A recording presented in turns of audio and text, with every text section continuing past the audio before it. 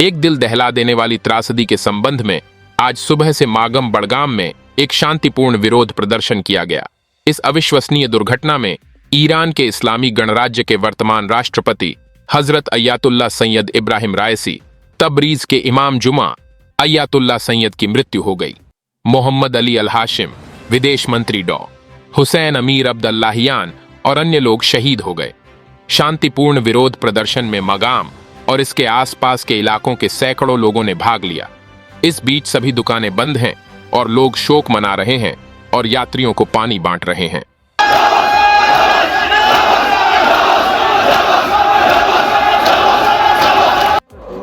जी बताइए, जो आज ये गंदी खबर, आज ये जो हम इस वक्त एहतिजाज कर रहे हैं, ये एहतिजाज का एक ताज़ियती पैगाम हम देना चाहते हैं पूरे आलम इस्लाम को कि कल जो एक बहुत बड़ा हादसा हुआ है, इस्लामी जमहूरिया ईरान के सदर ममलिकत जनाब आयतुल्ला रईसी इब्राहिम रईसी साहब का जो कल वहाँ पे शहादत हुई है।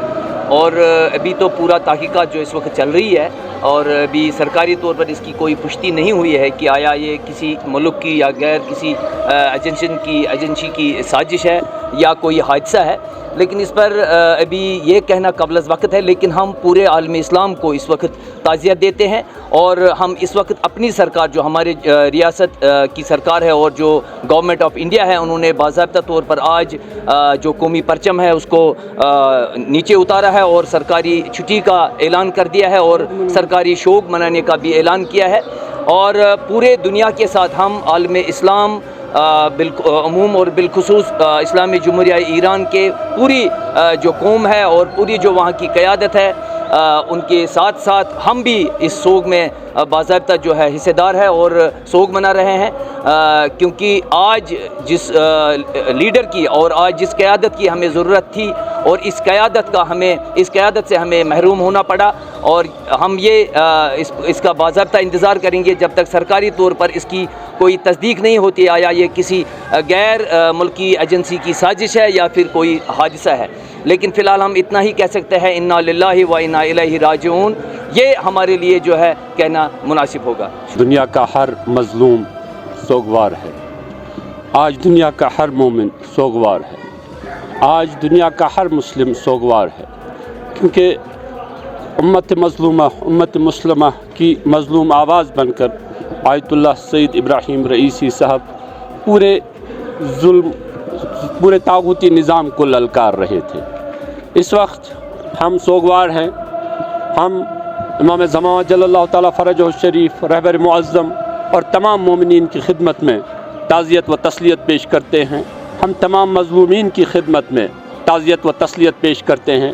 मैं सिर्फ़ आयतुल्ला इब्राहिम रईसी साहब का एक कौल नक़ल करना चाहता हूँ, एक जुमला नक़ल करना चाहता हूँ कि उनसे जब पूछा गया कि आपको कभी फ़ुर्सत मिली है, कभी एक लम्हे की फ़ुर्सत मिली है, तो आयतुल्ला सैयद इब्राहिम रईसी ने जवाब दिया कि मुझे 30 सालों में कभी एक लम्हा भी फ़ुर्सत नहीं मिली, मैं कभी बेकार नहीं रहा।